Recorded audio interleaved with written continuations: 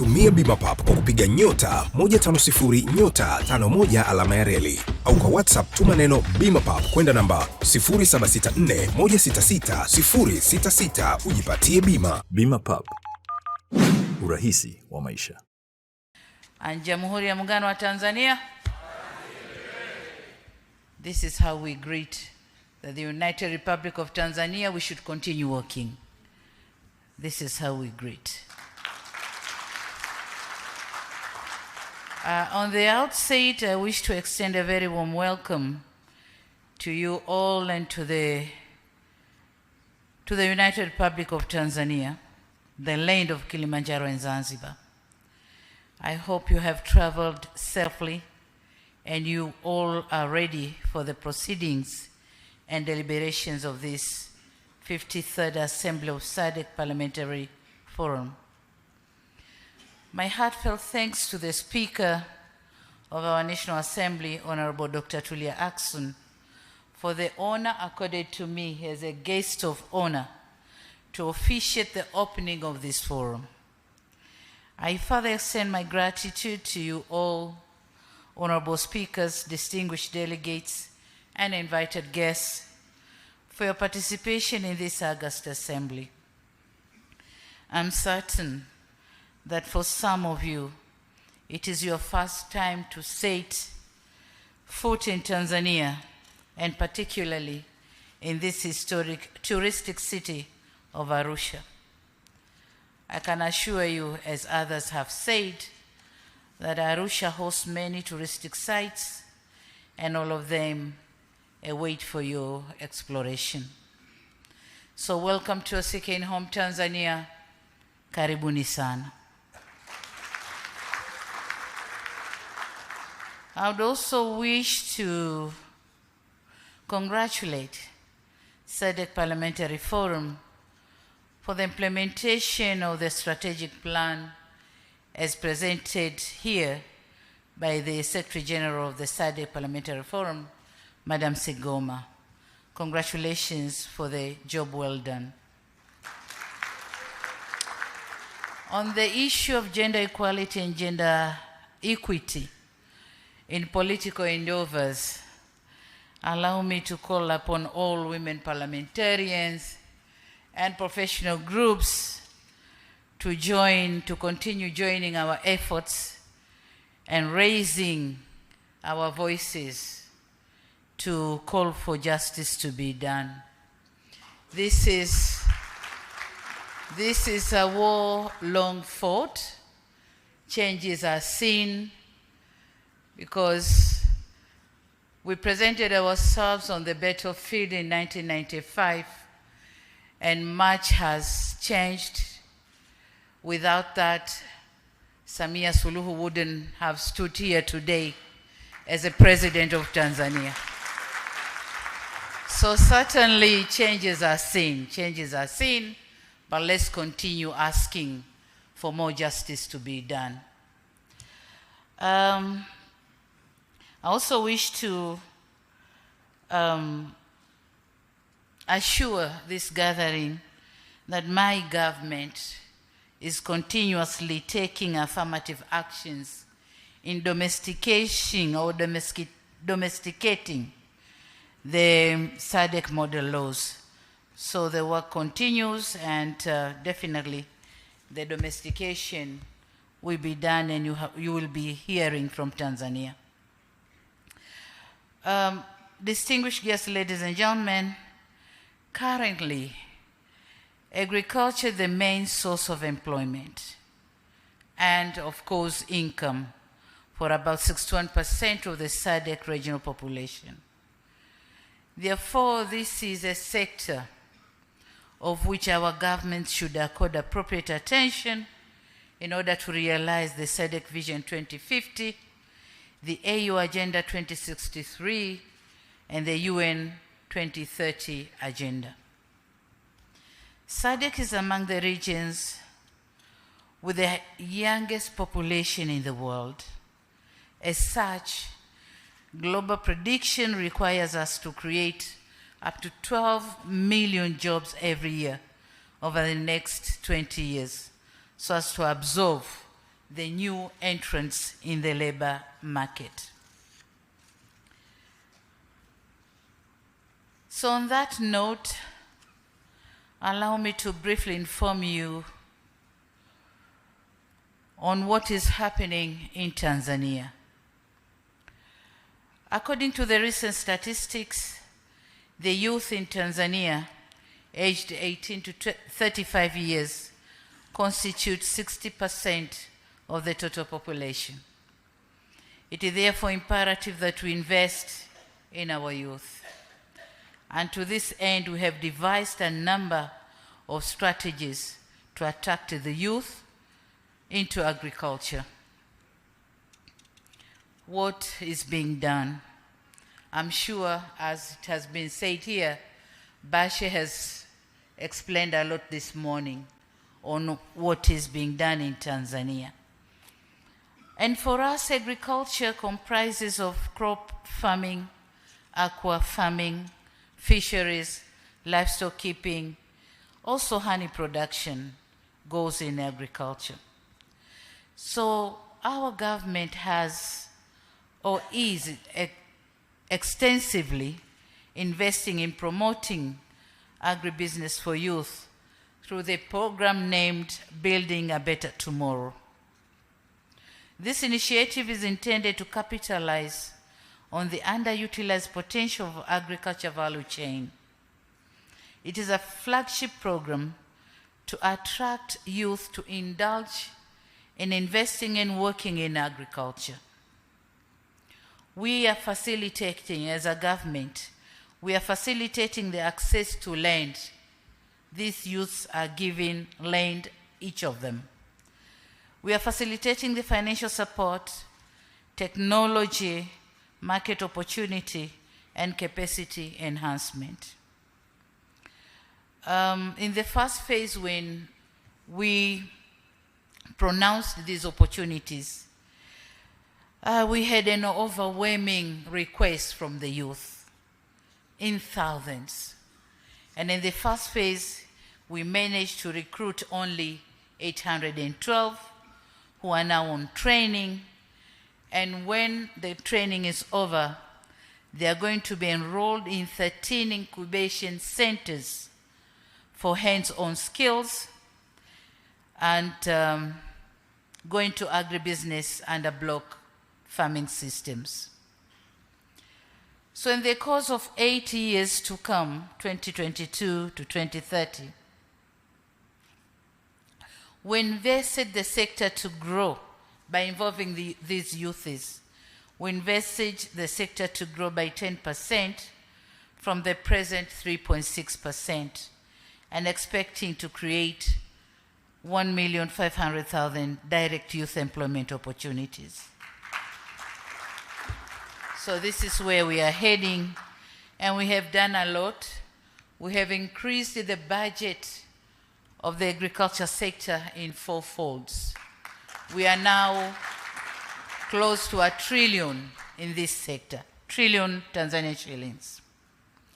Distinguished delegates, ladies and gentlemen, as the old saying goes, seeing is believing, I've learned with a sense of gratification that you will have an opportunity to visit one of our BBT Youth Incubation Centers located in Tengeru here in Arusha, just a few kilometers from here.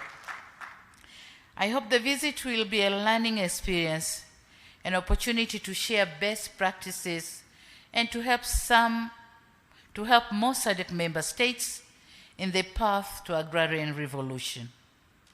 It is also our expectation that after your visit to the agriculture incubation centers, you will be in a position to share your ideas on how to improve our practices for an accelerated agrarian transformation.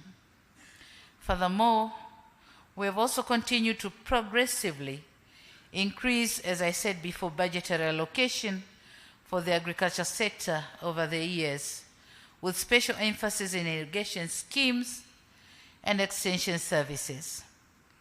This is in conformity with the 2004 Dar es Salaam Declaration on agriculture and food security in the SADC region that requires government to allocate at least 10% of their national budgets to agriculture, as recommended by the African Union Declaration on Agriculture and Food Security in Africa. So we are trying to implement those declarations. I'm also delighted to inform you that our government has established an Agriculture Advisory Council that bears the function of advising the President on agricultural best practices and most effective approaches to expedite agricultural transformation in our country. The Council comprises of personalities with requisite skills and experience in agriculture and other sectors that tie in with agricultural development. As such, it is expected to be pragmatic and contribute significantly towards agricultural sector development in Tanzania. Distinguished members, ladies and gentlemen, in the SADC region, with a total population of about 380 million, we have about 51.3 million of food insecure people as per estimation of 2020-2021, representing an increase of 25.7% from that of 2019-2020.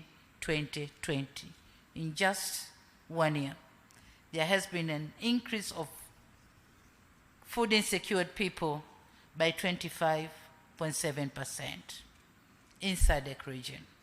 This is unacceptable. The situation is worsened by the global conflicts and climate change that negatively impact the agricultural sector in majority of SADC countries.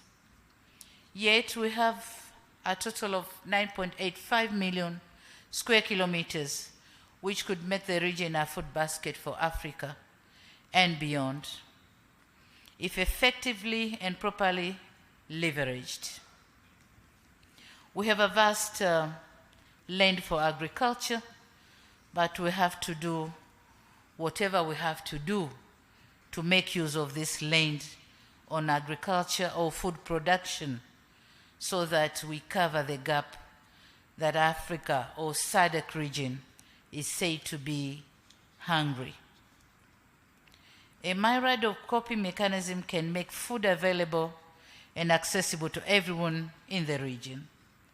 Such interventions might include total commitment to the implementation of the various policies and strategies that have been adopted from time to time, such as the 2014 SADC Regional Agriculture Policy, food production through input support programs, intra-SADC trade, Africa Continental Free Trade Area, blue economy and conservation agriculture to build the resilience. We are coming up with so many policy programs, but we don't implement them. So this is a time we indulge in implementing our own policies for food production. At regional and global levels, we must endeavor to commit to the implementation of Agenda 2063, particularly its goal number 5 on modern agriculture for increased productivity and production, as well as goal number 2 of the Sustainable Development Goals that intend to attain zero hunger by 2030 through achieving food security, improving nutrition, and promoting sustainable agriculture.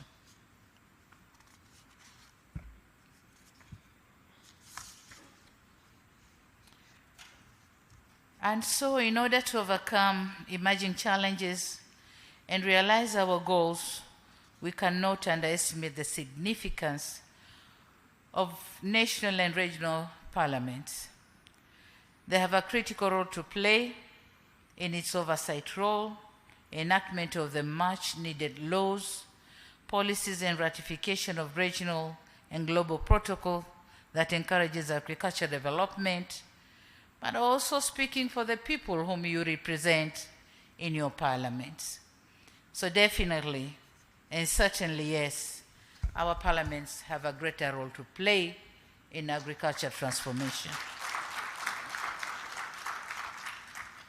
Distinguished delegates, ladies and gentlemen, on another note, I wish to seize this occasion to inform you that the United Republic of Tanzania will be hosting the 2023 Africa Food System Forum under the theme Recover, Regenerate, Act.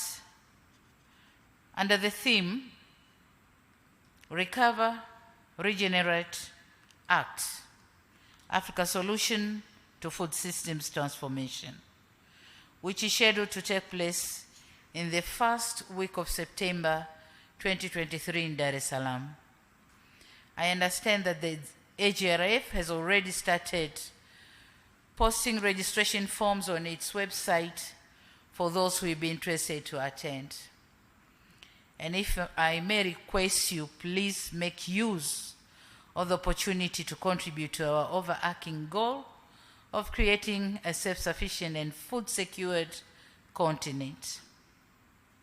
My government extends a warm welcome to each one of you to this important continental meeting.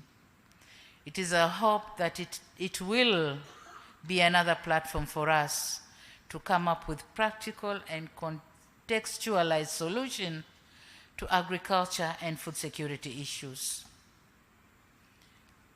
Ladies and gentlemen, in conclusion, it is my firm belief that deliberations that will stem from your discussions will go a long way in transforming the agricultural sector in the SADC region and Africa at large.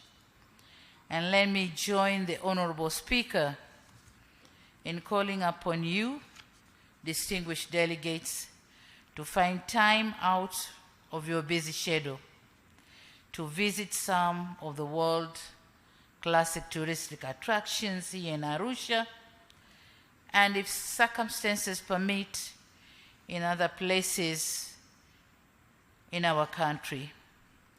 Zanzibar and the Southern Highlands have peculiar natural features to attract tourism, so don't miss seeing them. Having said that, it is now my singular honor and privilege to declare that the 53rd Assembly of the SADC Parliamentary Forum is officially opened, and I wish you fruitful deliberations.